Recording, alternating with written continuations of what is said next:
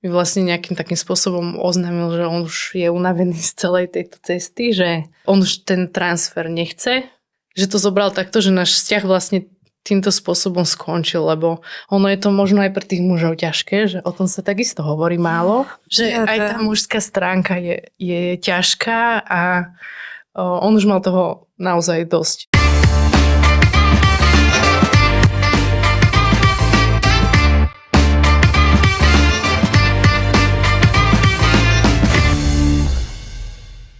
Je to těžké ze strany chlapů, ze strany ženy. A je to taky velmi, velmi těžké pro ten pár.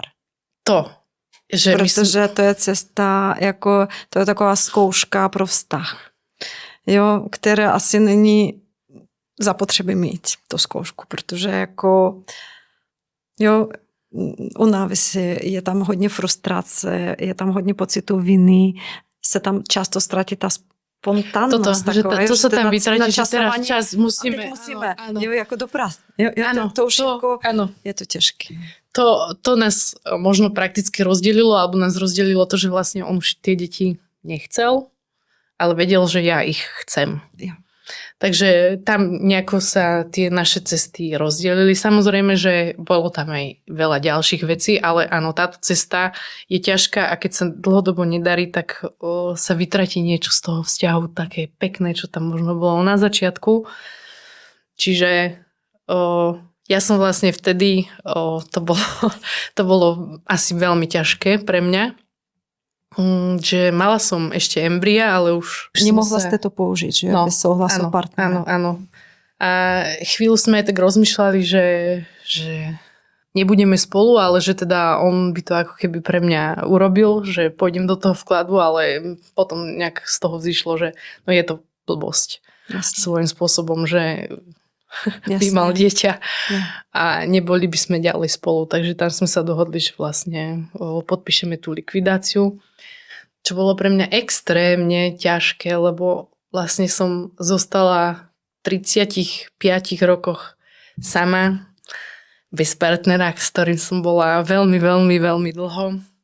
No, to bolo veľmi ťažké, že tá cesta vlastne, ktorú som doteraz podstúpila, som mala pocit, že čo teraz, čo ďalej, že ja si nechcem hľadať niekoho len kvôli tomu, že chcem od neho dieťa. Prišlo mi to nefér, tak som mala tiež takú pauzu, že som sa sústredila na prácu, no a nechala som to vlastne takto plynúť, že chcelo to naozaj dosť dlhú dobu. Trošičku od toho, akoby si oddaliť. No a potom som nejak sa to zbehlo rýchlo, že stretla som vlastne muža, staršieho muža, a začali sme spolu nejakým spôsobom vzťah, bolo nám dobre, bolo to všetko pekné, len som mu teda tak pomaličky sme samozrejme preberali, že čo ďalej. On už teda jedno dieťa mal, podarilo sa im na prvýkrát, lebo aj také príbehy vlastne píše život, že si pomyslím, že mohli by sme mať dieťa a hneď to vyjde, takže som sa stretla zase s touto stranou, že to je pre mňa také sci-fi, že vôbec toto existuje. A to sú naozaj šťastné páry, ktoré sú takhle... Áno, šťastní ľudia, no.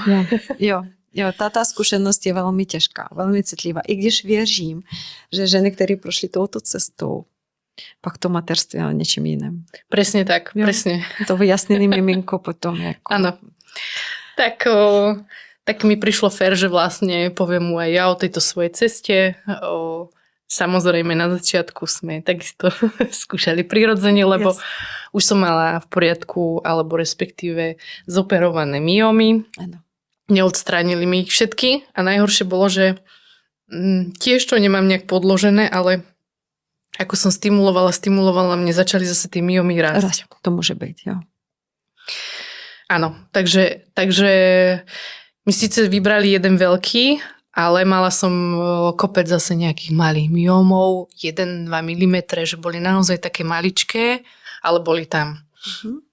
No, takže sme sa snažili prirodzene, nič sa samozrejme nedialo, negatívny test mesiac za mesiacom. Tak sme mali jeden taký rozhovor a on samozrejme povedal, že by sa mu to zdalo voči mne nefér, aj keď síce on jedno dieťa má, ale vedelo, ako ja potom túžim, že pôjde do toho so mnou, aj keď si vôbec nevedel predstaviť, čo ho čaká. Ale teda rozhodol sa, že túto cestu sa podstúpi kvôli mne. Takže sme začali vlastne s výberom kliniky. Ja som si vybrala kliniku na Slovensku, na strednom Slovensku. Išli sme trošku ďalej, takisto na základe možno recenzií, skúsenosti žien. Tam už som nechcela vlastne riskovať, čo sa týka týchto stimulácií, že už naozaj, keď mi bolo povedané, že moje telo je unavené a že už mám veľmi nízke to AMH. Takže ste šli rovnou na ty darcovské. Áno.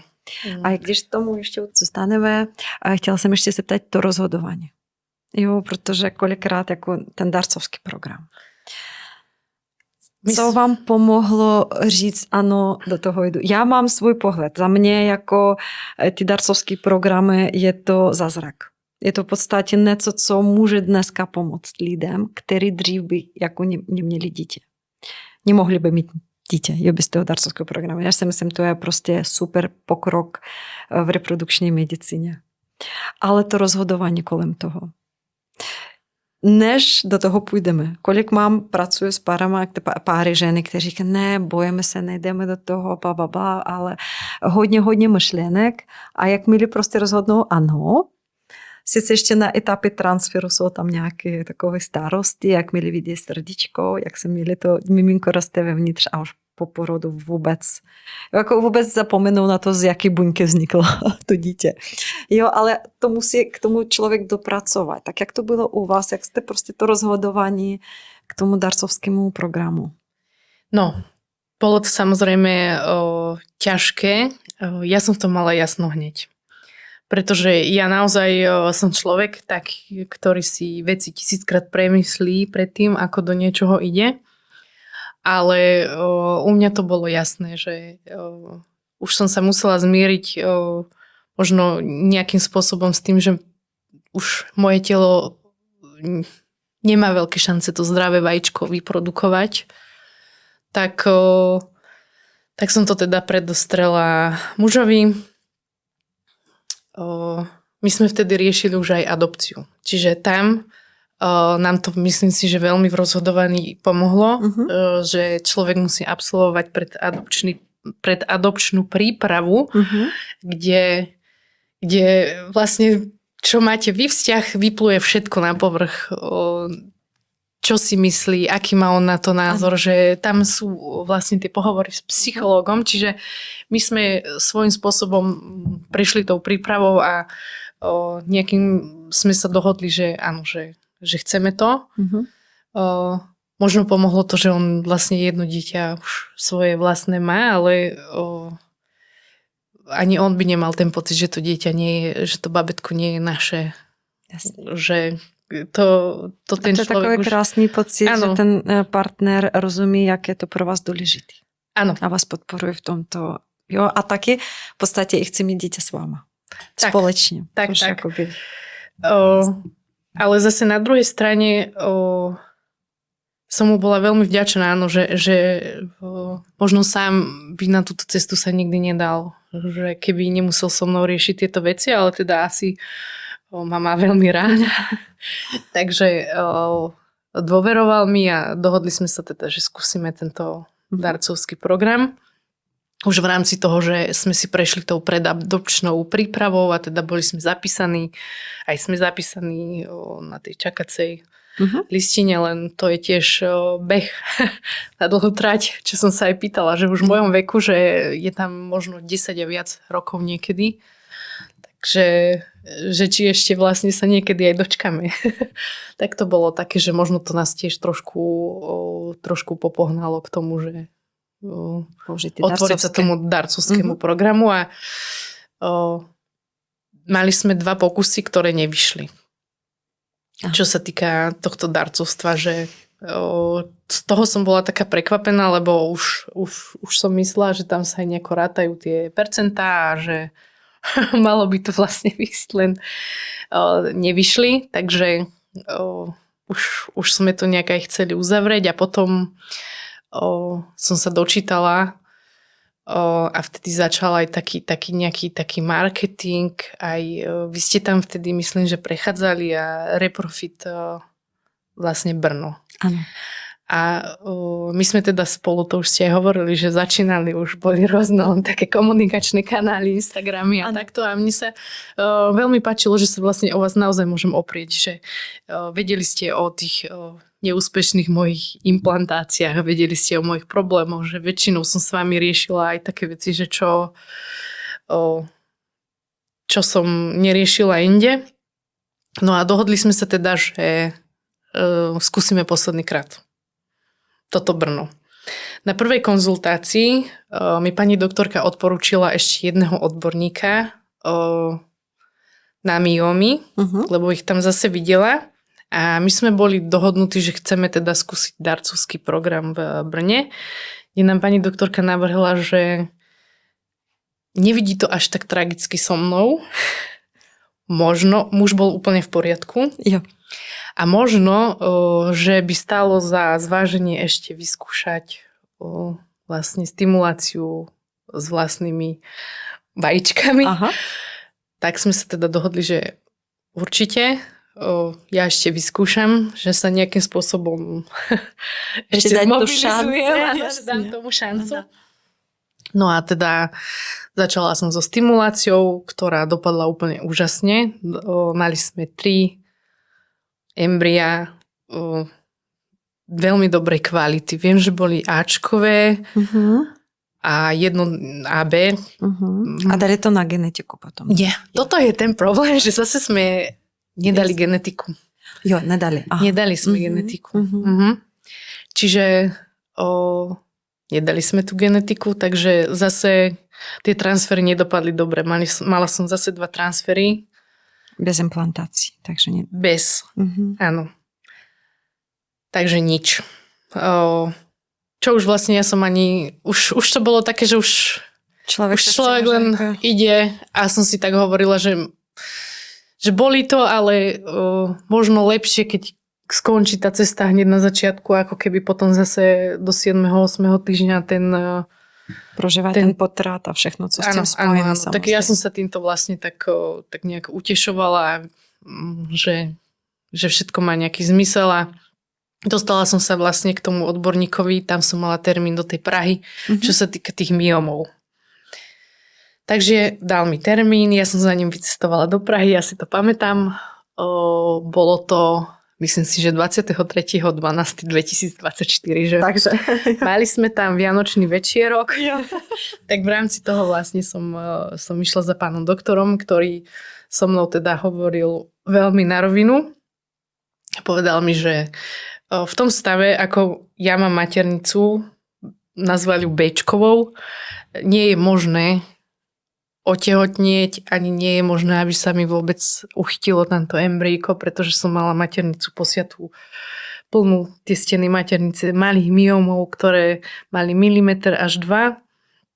No a vlastne nedalo sa. Ja. A co vám doporučil?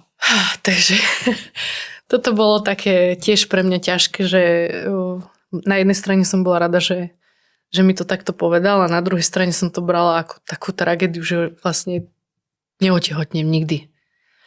Tak som z toho, ja si ani veľmi nepamätám celý ten náš pokec. Ja si pamätám, že som sa ho pýtala, či si ho môžem nahrávať, lebo môj muž je taký analytický a viacej emócie dávam do toho, takže som si to nahrávala a ja som tam len plakala, že on ma utešoval, ale bol ochotný ísť teda do tej operácie. Len teda hovoril, že bude operácia náročná, bude operácia rozsiahla. Môže sa stať, že prídem o maternicu. Takže toto som si tak zvažovala. Samozrejme ma poslal domov s tým, že to nie je jednoduché riešenie, ale teda mám sa rozhodnúť, že či do toho pôjdem, ale odporúčil mi to, pretože my sme na klinike vlastne mali stále ešte to jedno embryo. No a v tomto stave, že ako som mala maternicu, je úplne zbytočné vkladať. A verila som mu, lebo on je odborník na tie myomy, čiže on vedel, v akom je to stave, tak ja som sa rozhodla samozrejme ísť na tú operáciu Myslím, že bola veľmi náročná, trvala cez 5 hodín tá operácia. Jo. Išla som laparotómiu som mala, že to už je taký ten rez ako cisársky. Takže tam bol veľký strach, že ako som sa zobudila, ale som sa prebrala a samozrejme Mio mi vybral, maternica mi zostala. Hovoril, že som taký ťažký prípad. Že jeden z tých, že to najblbšie, čo sa vlastne môže prihodiť na tej maternici, že ja to mám všetko dokopy z hluku, že blbý typ, veľa, drobné, nedajú sa vybrať žiadnym spôsobom, len ručne, akože ručne mi to fakt vyberala, že nech to nejako... Aby nepoškodila tá sliznici dielačne, tam je taková tenká, tak tá práca fakt takže, není jednoduchá. Áno. Tu musím ešte spomenúť, že neviem, pod akou šťastnou hviezdou som sa narodila, ale ja naozaj mám šťastie na výborných odborníkov, aj lekárov, aj čo sa týka týchto myomov, aj čo sa týka tejto cesty IVF od gynekologov, pôrodníkov, že naozaj sú to obrovskí odborníci, ktorí milujú svoju prácu a to vedeli ma tak ubezpečiť a boli ochotní vlastne ísť do niečoho, čo bol risk pre ne, že možno to nemuseli robiť, ale to ich odhodlanie bolo také obrovské, lebo mohli ma takisto odmietnúť ako ten pán doktor, čo som za ním cestovala na koniec Slovenska, že už sa mi potom ani neozval, lebo povedal, že to je príliš veľký risk, ale neurobili to. Takže ja si jeho prácu naozaj veľmi vážim a myslím si, že mi veľmi pomohol. No a už asi do konca života budem na ňo v dobrom spomínať, lebo nie som jediná žena, ktorej pomohol. Už naozaj veľa žien aj zo Slovenska za ním cestuje, pokiaľ majú rôzne problémy ako myomy, polypy a takéto veci. Bol to profesor Mára z Prahy. A pracuje v VFN Praha. Jo. Takže chcem sa mu veľmi pekne poďakovať. My sme v úzkom kontakte vlastne doteraz. Tak to krásne. Hej, že mi veľmi pomohol, aj sa potom zaujímal, ale to nechcem predbiehať, že ako som dopadla a ako ďalej. Čiže on mi to zoperoval a pol roka zase samozrejme som musela mať pauzu. Môj vek 37, to už je vysoký vek, už som vlastne sa zotavovala a oslavovala som 37. narodeniny, čo bolo si myslím, že dosť, ale v rámci toho som mala nejaký nárok na kúpeľnú liečbu. Tak som si povedala, že pôjdem do tých kúpeľov, že tam sa trošku ešte zresetujem, vyčistím si hlavu, od práce si oddychnem a že pôjdeme teda do vkladu. Áno. S tým našim embrykom. A neviem, čo sa potom stalo, alebo ako som si to zase ja vymyslela, lebo to bol čisto môj nápad. Keď sme vlastne už boli v reprofite a bavili sme sa s pani doktorkou o tom poslednom vklade, tak som jej povedala, že by som rada využila v reprofite darcovský program. A boli tam z toho takí všetci zarazení, že prečo, keď ešte máme to jedno embryko. Vlastne, práve. Neviem, prečo ma to napadlo. Ja som mala proste taký pocit, že skúsime, áno, že možno mne bude lepšie sa psychicky nastavovať na to, že ešte stále máme nejaké embryo, alebo neviem prečo, aj muž bol z toho prekvapený, že prečo teda, keď ešte máme, že chcem ísť do toho darcovského. Mm-hmm. Ale počuli ma všetci. Tak... Ale to udelali potom. Áno. Tam... Ja som s pani doktorkou aj veľa konzultácií mala, aj mi povedala, že možno to vidí aj v tom nejakú logiku, keď tam boli tie implantácie predtým neúspešné, že možno to posledné by sme vyskúšali soft IVF, ale bez liekov. Ja som sa bála... Natívny cyklus. Natívny, áno, taký. Ja som sa bála toho, že vlastne mi tie myomy zase začnú rásť. Jasne. Už som bola taká, aj som sa bala tej genetiky, že nemáme spravenú, že ja som si zisťovala, že či by sa dali vlastne spraviť dodatočne nejaké genetické testy, ale tam už je nejaké riziko poškodenia Záleží potom na kvalitě embryka. Jo. A ta kvalita už nebola až taká dobrá. Právě, čiže ty embryologové zkontrolují a řeknou, jestli ano nebo ne. Jestli jako jde nebo ne. No, rozhodli sme sa takto s mužom, že pôjdeme teda do toho darcovského programu a na moje prekvapenie som si našla 2 čiarky.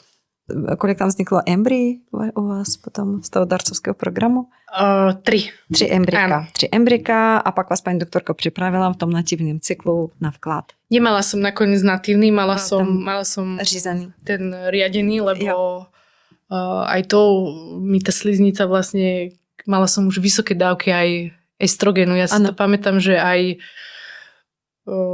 progesterón, ale veľmi už vysoké dávky aj toho estrofému už som mala, že aj potom vaginálne som si nejako musela na večer vkladať, že fakt vysoké dávky a teda urobili nám vklad. Pani doktorka nám zapriala, že dúfam, že už sa neuvidíme, ale v dobrom. Akože, bol to taký krásny deň, že aj to možno dobre vplývalo, že čo sa týka toho transferu, že prvýkrát bol vtedy so mnou muž vnútri, že ho zavolala doslova, ale predtým nechodil, tak teraz išiel a bolo to celé také veľmi príjemné.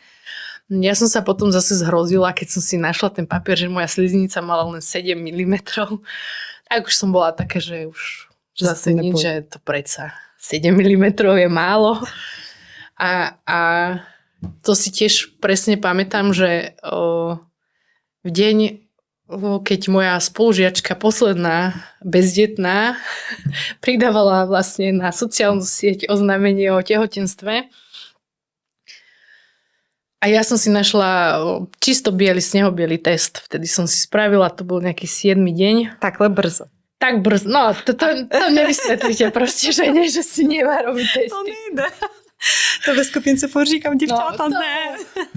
Ja vím. Takže, áno, ja som nikdy nemala tak, že netestuj, alebo čo, ja som išla hneď od 4. dňa pomaly, ale teda ten test bol snehobiely a to si pamätám, že vtedy nejak som to vzdala, že už som si povedala, že už táto cesta sa pre nás zatvorila, že už ja samozrejme nie, že by som mi to neprijala, ale človeku to tak veľmi príde ľúto, že už vlastne všetci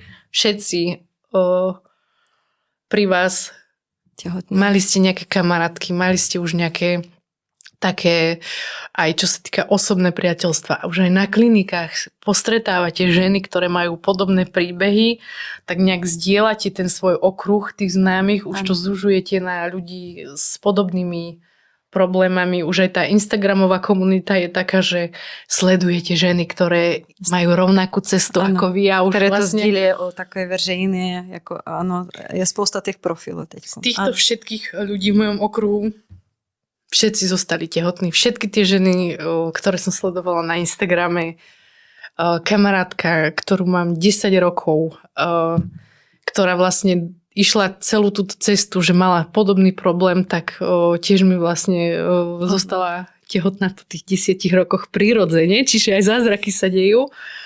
A ja samozrejme, ja to každému prajem, veď ale v tomto období, kdy vám se nedáří, a o tom se mluví hodně, jo, ve skupince taky děvčata, a ten pocit viny potom, že jako někdo mě sdílí, že čeká, že je těhotný a já se u toho rozbrečím a pak se obvinuju, že jsem špatná a tím lidem to nepřeje. Ono tak není samozřejmě. Brečete ne, protože to nepřejete tím lidem, protože to bolí. Jako... Bolí to strašně. Já cítit víc ten čas, který utíká u toho, jo, že prostě a nejde, jako vždycky říkám, je to v pořádku. Jo, je to v pořádku, je to normální pocit. A já si myslím, jak krásně, když někdo to téma otevře ve skupince a kolik žen se k tomu přidá. Ja som to cítila také. A ja som to cítila také. Jo, když sa proste ja si naozaj aj myslím, že možno nie je žena, ktorá to necíti. A je to úplne v poriadku. A nejste špatná. Takto, ale práve. Cítila som sa, že bože, aká som hrozná. Ja si pamätám, keď mi tá moja kamarátka, čo ju poznám fakt celý život, volala, že ja som tehotná. A ja som teraz zostala v tom telefóne tak ticho. Ja som nevedela, čo mám povedať. Ja som len povedala, že veľmi sa teším, strašne som rada. A potom som položila, strašne som sa rozplakala, mala som výčitky svedomia. Samozrejme. No. Ale tešila som sa, len ten pocit je ťažký a ja už vtedy, už mi moja gynekologička radila, že už by bolo možno na čase vyhľadať možno nejakú pomoc psychológa, že už som sa možno veľmi na to upínala, aj keď ja som si osobne neprišla na to až taká opätá, lebo nesústredila som sa na to. To teraz neznamenalo, že ja som vypustila úplne všetko zo svojho života, len pretože chcem mať dieťa, ale ja som mala aj koničky, aj záľuby, aj sme cestovali, aj som chodila, aj som vlastne mala ako keby takú náhradnú dcerku. Jo, ale tá cesta bola dlhá. Áno, 10 let, áno. Přes 10 let. Čiže už aj vtedy mi to odporúčala, no a aby som sa vrátila naspäť, tak v ten deň, keď ja som mala snehobiely test, tak tá posledná bezdetná spolužiačka oznamovala tehotenstvo a to bolo už takéto zrútenie, že už som si povedala, že už asi toto je naozaj moja cesta, že možno nemať to malé bábätko, že už sa na to všetko vykašlem, že už možno pôjdeme tou cestou adopcie, ak sa nám podarí, že by nám nejaké dieťatko pridelili a že možno ani nie, že skúsim sa sústrediť na niečo iné a potom vlastne o deň som mala ešte zvyšný tehotenský test jeden, tak že nebudem ho vyhadzovať. Že? A chcela som najmä tie lieky vysadiť, lebo to s tým aj veľa žien má problémy, že už nájdu si biely test a už chcú lieky vysadzovať. Tak to že... pozor. No, Děvčata, vždycky, pozor na to, proč vždycky říkám ve skupince, prosím vás, netestujte takhle brzo, protože uděláte test, i když je to nějaký 9. deň a je negativní. A co s tím dále? Léky vysazovat ještě rozhodne nesmíte. Prostě musíte počkat a nejradši krevní testy. Na to prostě to, co nám jako 100% ukazuje těhotenství je nebo ne. Takže vždycky říkám, vyčkej, ten 12. až 14. deň testování, ale i když jako nejde to, tak v žádném případě nevysazovat léky. To je prostě... Ja som teda veľmi zlý príklad. Ale teda chcela som ja už tie lieky vysadiť, lebo nerobili mi tie hormóny naozaj dobre, že už aj to zúfalstvo a chcela som už počkať vlastne na menštruáciu a nejak sa s tým pobiť, ako sa povie, ale teda zostala som tehotná. Ten posledný test to ukázal. Áno, ten posledný test v práci som tam videla takého úplne ducha, čo som si myslela, že som zle vidím. Klepali sa mi ruky, musela som ísť hneď domov. Samozrejme predtým po ceste do lekárne. No dáš 10 testov. 50 testov som fakt pochopila, že ja som bola taký extrémista v tomto, že tá radosť bola neskutočná, že keď som to potom aj mužovi ukazovala, že či to tam vidí aj on, tak videl to tam a už potom teda tá čiarka silila. Akože krevní testy asi ukázali. Krvný test, áno, ukázal. Takže aj som potom chodila stále na tie opakované kontroly, testy. Už som sa bála. Ono už to tehotenstvo po tých stratách a po tak dlhej ceste už nie je ukážkové a už nie je také, že človek si to vyslovene užíva. Samozrejme, ja som si to užívala a ďakovala som za každý jeden deň, kedy to tehotenstvo pokračovalo, ale ten strach z tých rôznych strát, čo všetko sa môže stať, čo nemusí byť v poriadku, je teda obrovský. Jsme o tom právě mluvili teď v tom předchozím dílu, jak to těhotenství, když vznikne spontánně nebo poprvé, dvě čárky, a je to, Tak. Ale když nějaká žena zažila straty, tak to teprve začíná. Presne dvě čárky a říkám, chvíľku radosti a pak vzniká ta úzkost a ten strach a co dál. A ti taky období, kdy se to stalo, ta ztráta těhotenství, ten 7. 8. týden třeba, nebo že se ta úzkost kvůli tomu, že něco a hned na ultrazvuk, což já říkám je v pořádku, můžete, pokud se uklidníte, udělejte jeden ultrazvuk navíc, nic se nestane, ale aspoň budete v klidu, že je miminko tam, srdíčko, bucho a všecko v pořádku. Takže... Bolo to veľmi náročné. Ten prvý trimester bol veľmi náročný. To som sa neustále strachovala. Aj som bola potom na kontrolnom ultrazvuku vlastne na potvrdenie činnosti srdca. v reprofite, čo už tiež bolo také namálo, že som sa bála, že už bolo dlho a ja som si predtým tiež bola som v Bratislave, tam doktorka povedala, že nič nevidí, že vidí len, že tiež sa ma opýtala, že vy ste naozaj mali potvrdený tehotenský test pozitívny a ja, že áno. No, to bolo možno brzo. Bolo to asi... No, ja som bola taká premotivovaná, že ja som si tie ultrazvuky tak plátila, aby som išla, že už mi bolo blbé ísť za tou mojou gynekologičkou. No, tak som sem išla s takou malou dušičkou, ale pamätám si, že pán doktor mi teda tú akciu potvrdil a povedal mi vtedy takú peknú vetu, že kým sa to nenarodí, že to máme všetko požičané od Boha, že oni vlastne veda je ďaleko, že oni tomu pomôžu, ale všetko je v rukách tam hore niekoho, až kým sa to nenarodí. Tá cesta je naozaj dlhá, až jediné, čo mi môže odporučiť, je teda pokojný priebeh tehotenstva, alebo že to, že sa človek zbytočne stresuje, alebo zbytočne premýšľa, že čo teraz, keď toto sa stane a to možno bola moja chyba, že ja som mala tie najhoršie možné scenáre, ktoré sa ani nevyplnili, ale ja už som si pozerala, čo všetko zlé sa môže stať. Takže mne to vyvoláva úzkosť, samozrejme. Ale z jednej strany je to zrozumitelný, protože jak po té cestě, co jste prošla, tak těžko se představit ženu, která vůbec nebude na nic myslet a že se v klidu bude užívat těhotenství. Sice jako jo, ale no, není to jednoduché. No, ale těhotenství teda porod byl včas, v termínu. Nie. Nebolo to vlastne kvôli malej, nám sa narodilo teda úplne zdravé, krásne babetko, ale porod bol o mesiac skôr, čo by nebol až taký problém, len ja po tých operáciách, ktoré som mala, pán doktor videl riziko placenta accreta, som mala diagnózu. Samozrejme. Aha, ty ste měla tú diagnózu. Áno. Čiže áno, kvôli tejto diagnóze som bola na rizikovom tehotenstve, bola som sledovaná.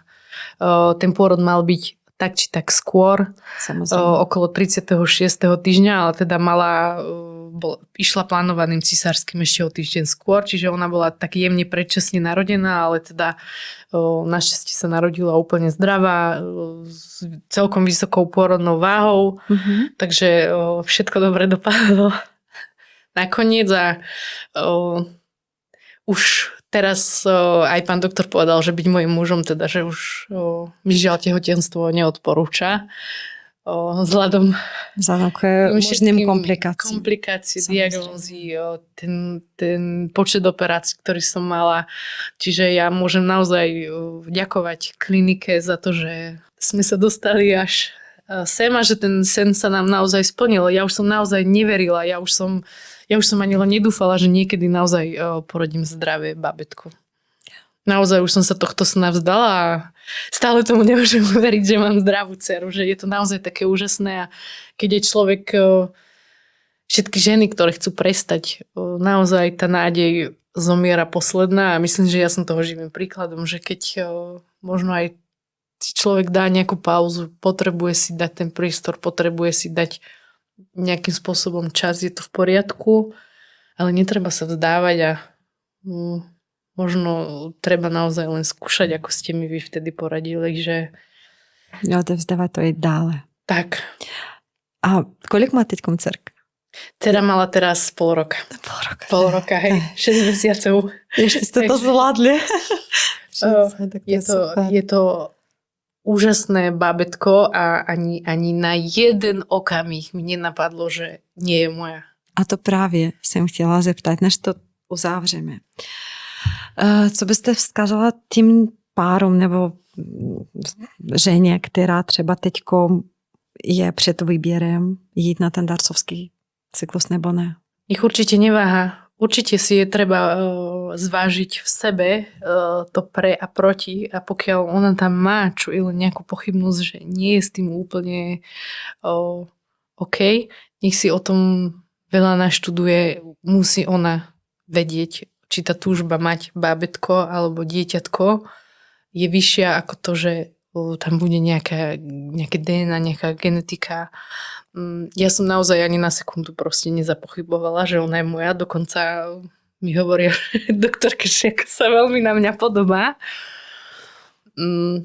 A myslím si, že svojím spôsobom nejaké veci má aj po mne, lebo aj to som čítala, že to babetko vlastne v bruchu preberá niečo už aj z tej Je to teoristy epigenetiky a samozřejmě, protože se to miminko vyvíje u vás v tělozie a to znamená, máme spousta genů, a které se začnou fungovat a které ne.